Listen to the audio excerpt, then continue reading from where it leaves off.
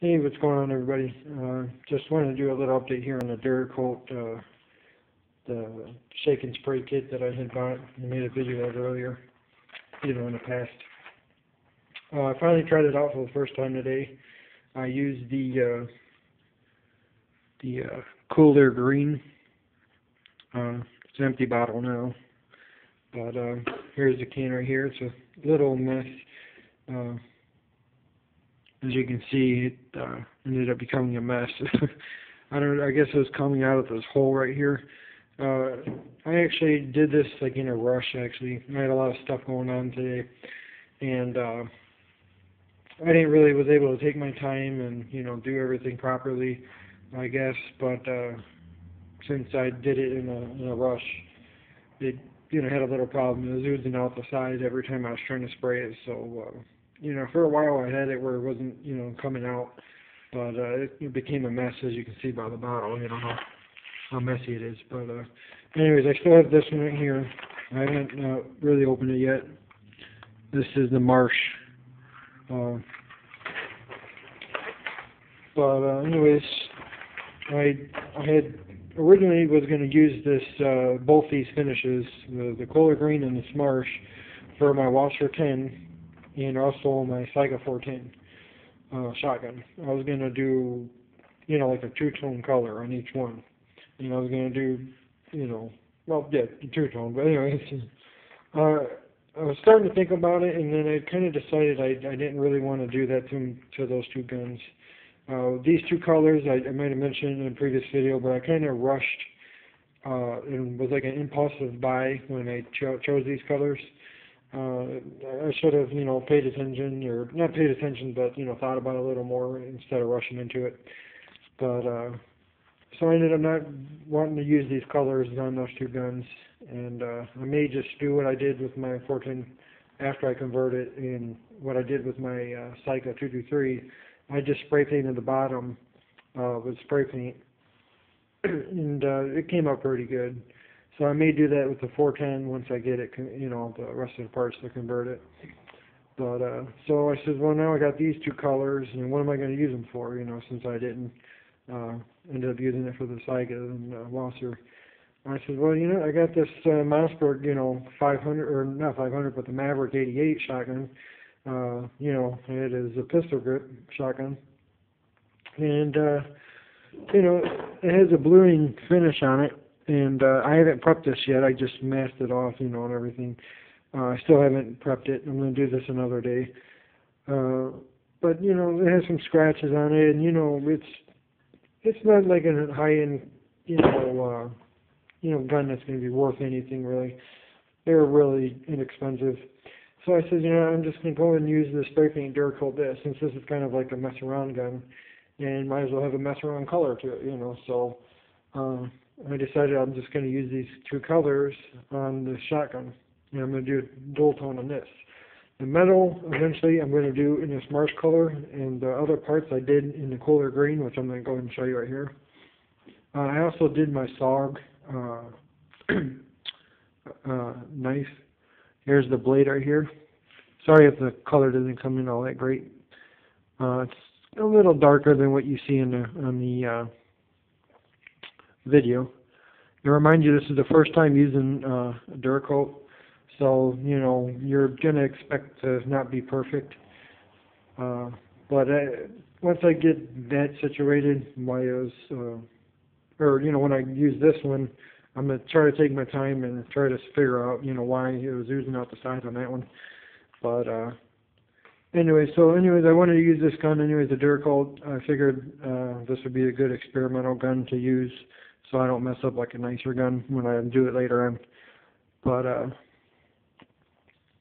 anyways, here's the elevator bar, or the arm, and here's the heat shield, and this is the ATI heat shield that I had on it.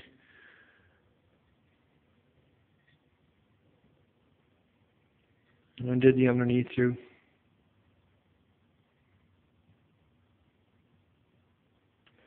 All these parts has at least 3 coats on them right now, and it's dry to the touch. It usually dries in about 5 minutes, give or take. And here's the little clip to the SOG knife. I just thought I wanted to Duracoat the knife, and I said, hey, you know, it might be kind of cool, you know. Unfortunately, once I took the whole knife apart, there's a lot of little tiny pieces since it's a spring-assisted knife. So I don't know when I'm going to get that thing back together, or if I will be able to. It might be a little challenging, but we'll see what happens later on. And then here's the bolt for the shotgun. Trying to get the lighting a little better. Of course, there's a little run right there, but again, this is beginner, and I did it in the dark actually too. So I didn't do the rest of the bolt because I figured the parts where it's going to be rubbing on other parts I didn't want to really finish. Plus, you're not going to see it anyways unless you field strip it. So I just did the outside, and I figured with the receiver and the barrel and stuff going to be that marsh color, I thought this green might look cool, like a off scent or you know, just a off accent, you know, to the gun with the green bolt in the middle, you know, or inside, you know. I thought it might look kind of cool. And then here's the vertical pistol grip for the pump. Again, sorry for the lighting here.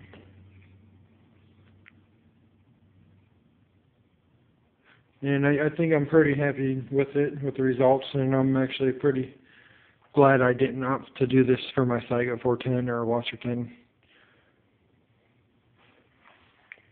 And then just some of the other little pieces that were part of the pistol grip, which, you know, no big deal. But then I also did the trigger guard assembly and a trigger. Overall, I think for the first time it came out pretty good. I'm pretty happy with the results. Hopefully it holds up, and you know, hopefully I did a good enough job where it's going to hold up and everything, and also because I did it in the cold, so I hope that doesn't affect anything. I'm not going to really, you know, mess with any of these as far as shooting wise with this shotgun for at least 3 weeks, because they say the best cure time is at least 3 weeks. So I'm going to, you know, wait that long so I can, excuse me, get the hardest, you know, it can get basically. So again, overall, I think it came out pretty nice, and the screen's actually kind of cool looking. You know, it's not like a camouflage, you know, you'd want to use, but it's, you know, something different. And again, I'm glad that I didn't do it to my Saiga 410, and so this is going to be the experimental gun.